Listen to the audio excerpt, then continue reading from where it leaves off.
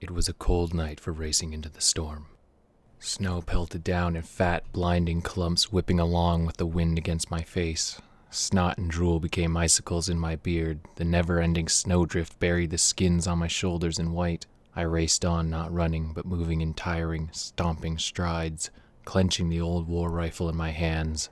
Could God see anything in that storm, he would have seen the desperate, hungering, cold wretch his northern wonders had made from the gentleman I was.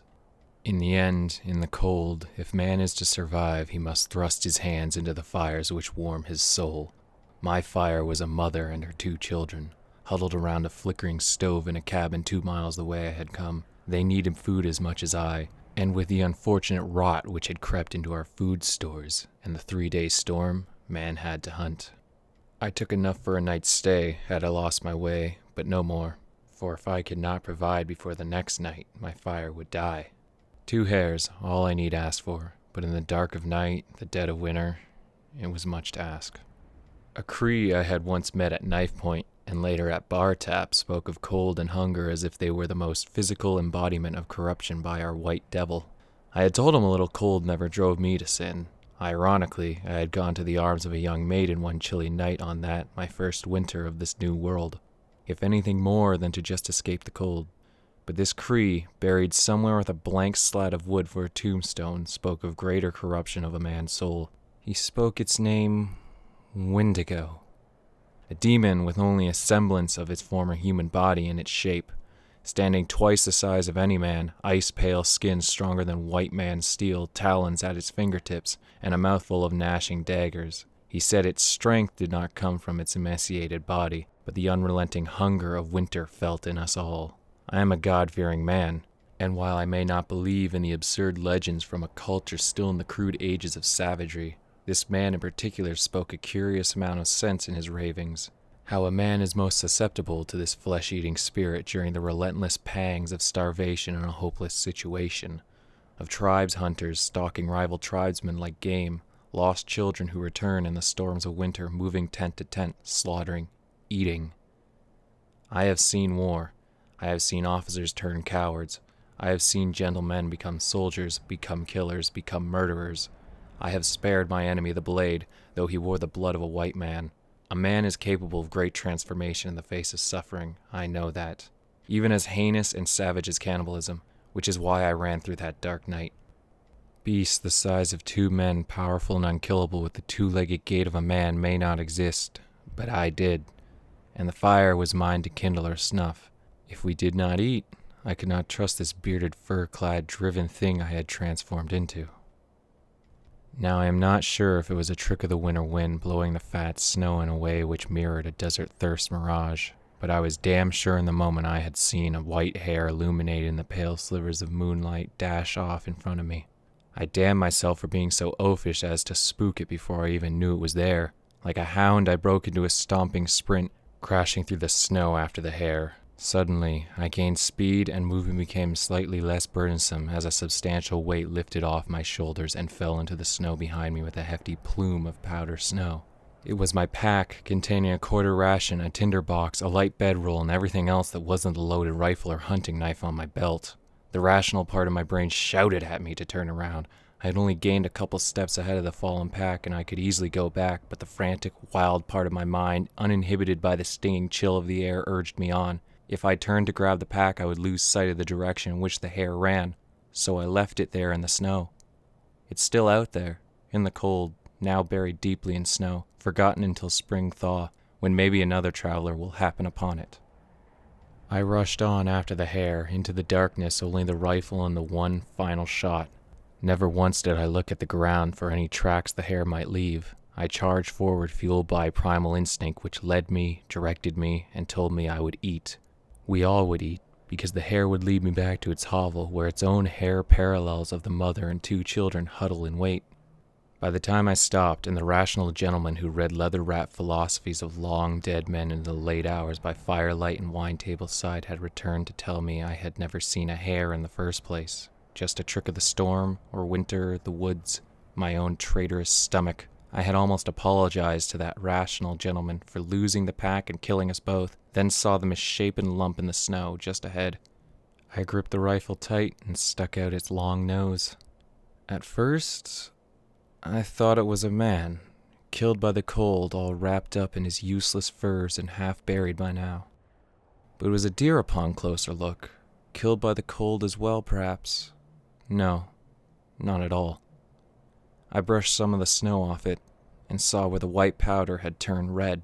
Cold had not eviscerated the doe or dragged out its guts.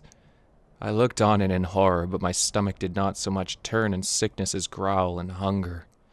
I thought once, no, I can't eat this, and watched around me.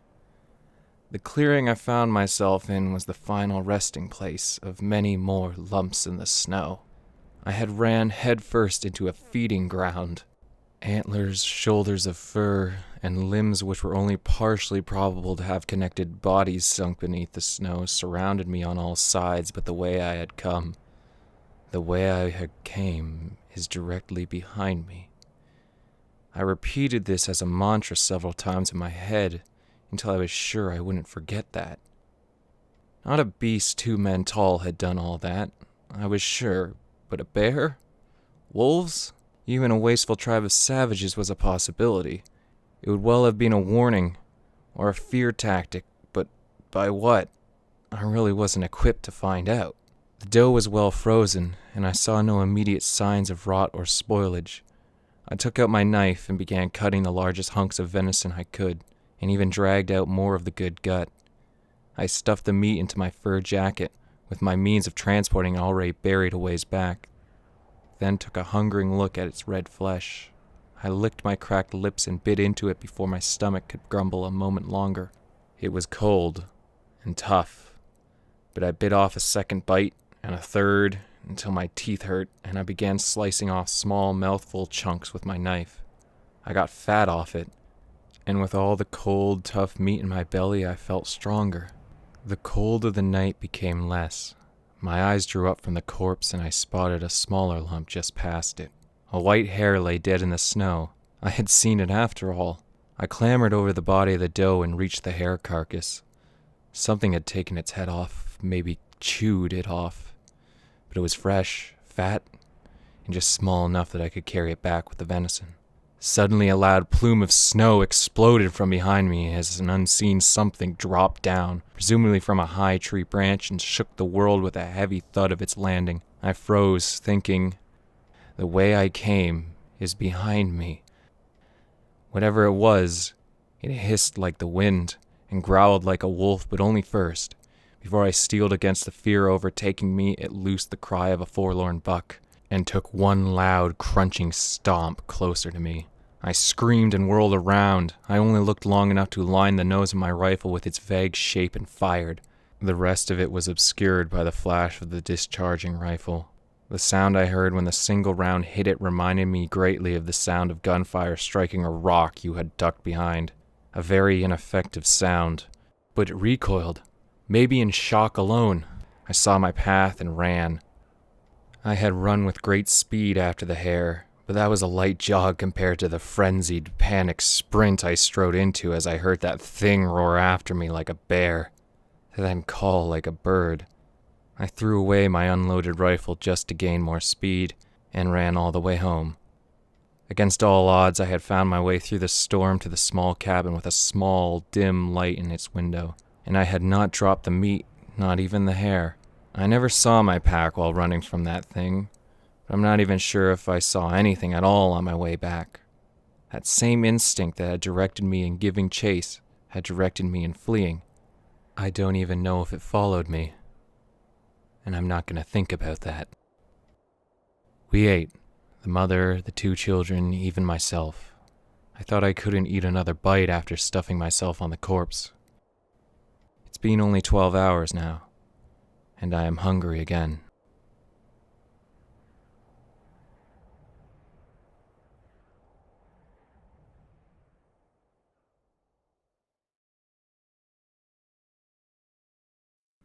Beware the woods of North America, for there be Wendigos. It's also advisable to beware the deep woods anywhere because, as we all know, anything from the deep wells or shallow puddles of the creepypasta community is liable to stalk, maim, and make you create a YouTube web series about it. And it could also eat you. But I suppose there are real-life reasons for avoiding the woods at night, such as masked killers, satanic rituals, and the elements themselves if you come unprepared. Now, you wouldn't want to starve, would you? Starve.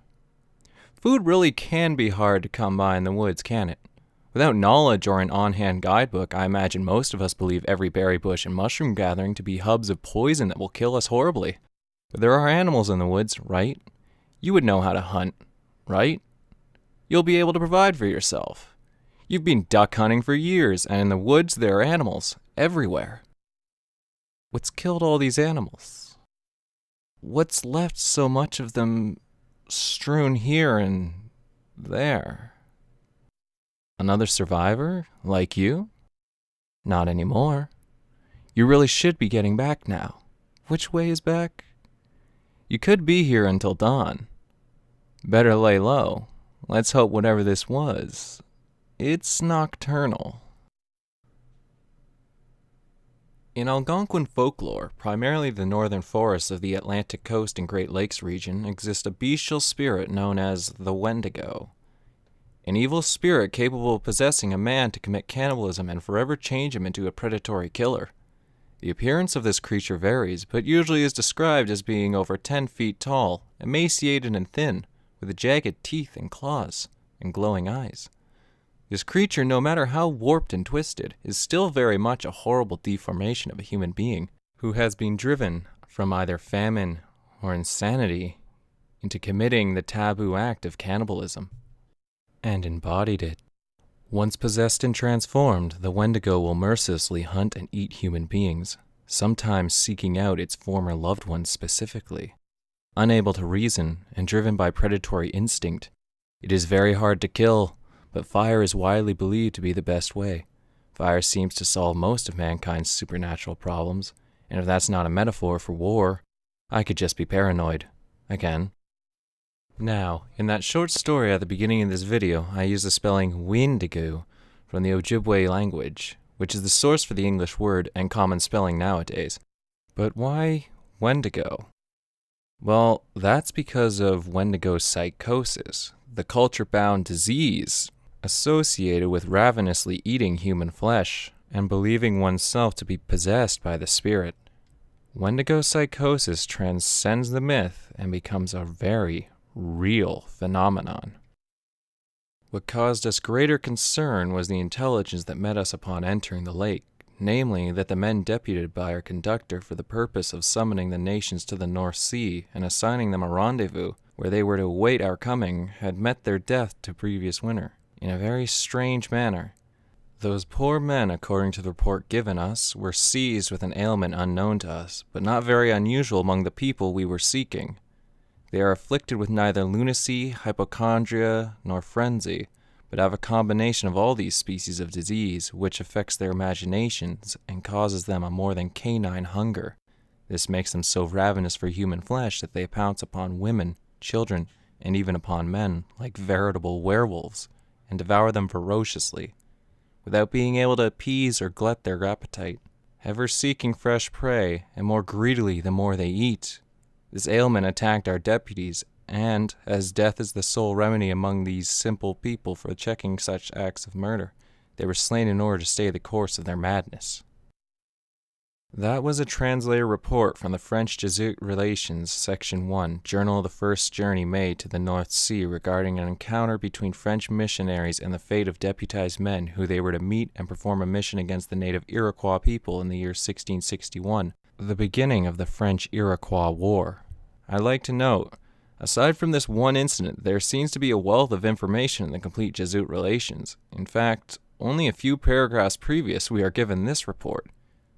We were detained 3 weeks at Tadoussac by a kind of contagious disease, hitherto unknown, which swept away the greater number of those whom it attacked.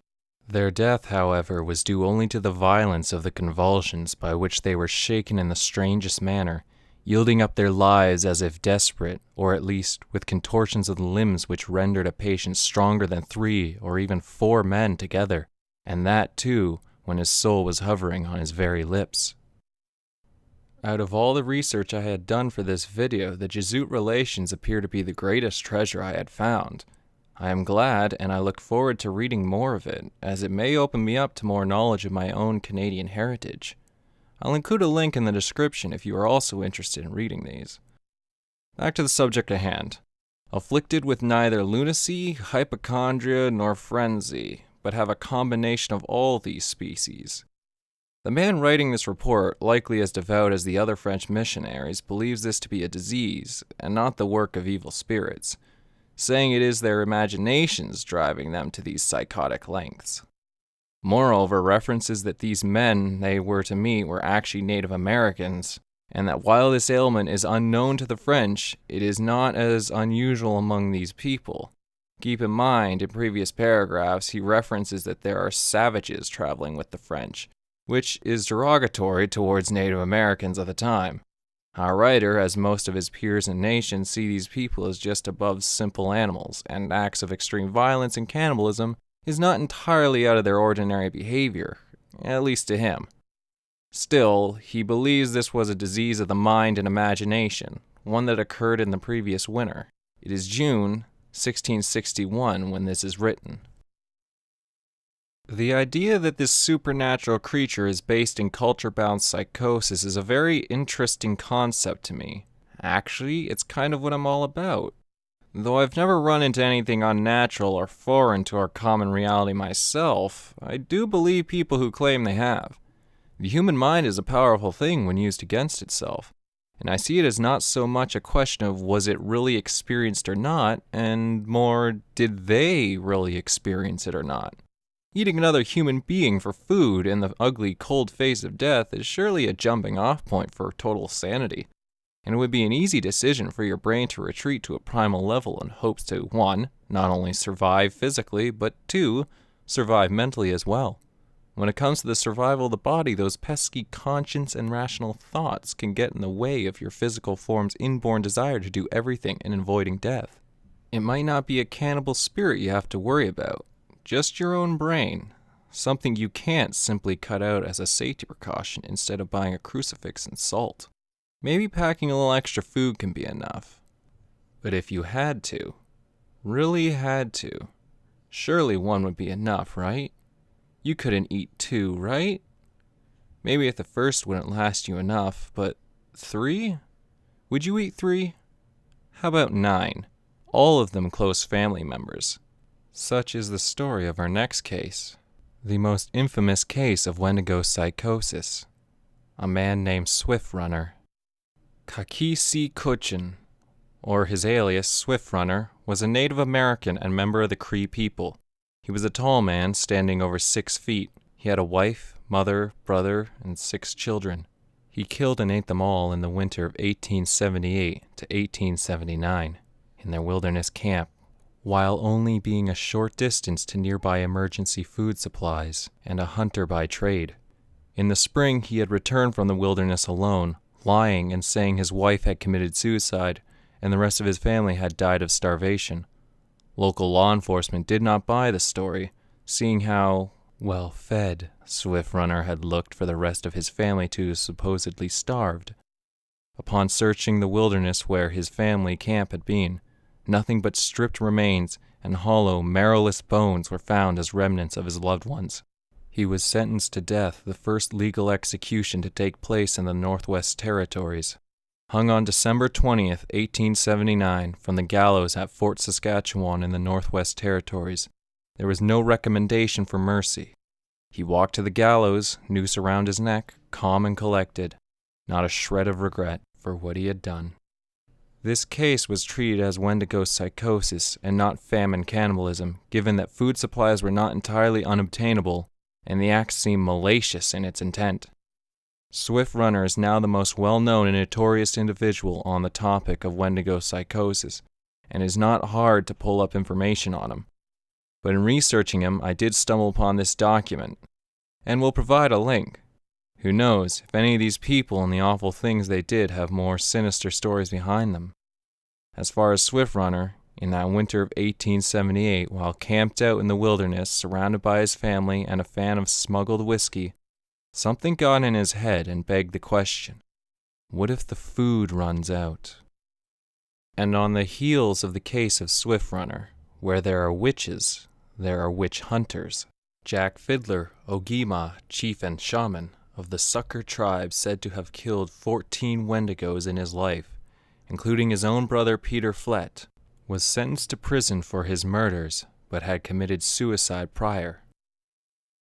Nowadays, the internet gives you all sorts of monsters, from the mythological to the very real and terrifying. But there was a time, not too long ago, when both were one and the same. The Wendigo is no stranger to new interpretation, even in actual fact. The mythology of the spirit describes a ferocious, tall, unstoppable abomination, ripping humans to shreds with the ease of its claws. In Swift Runner's case, it was just a man who butchered his family and ate them without regret, and no real need. In Jack Fiddler's, they were numerous, sometimes weapons created from rival shamans and sent to destroy an enemy tribe, but were also still human, and in some instances, even begged merciful death before the full onset of the beast could take place. Recently, the Wendigo took on the role of the main antagonist in the choice-based horror video game Until Dawn, after a young woman trapped in a mountainside mineshaft filled with grief and anger had no choice but to eat the corpse of her twin sister and become a 12-foot-tall killing machine. That game best envisions my own thoughts on what the creature would appear as. I really dig it. There are many different interpretations in art across the internet, often including skeletal or deer-like anatomy such as antlers, skulls, and hooves. Check out the story The Wendigo by Algernon Blackwood, written in 1910, easily found on the internet, as is in the public domain. Maybe create your own new interpretation of the beast in your own art. As far as myths go, nothing embodies the full fear of being alone and cold in the wilderness as much as the Wendigo. In closing, I would like to thank you for watching, and listening to the little short story I wrote expressly for this video.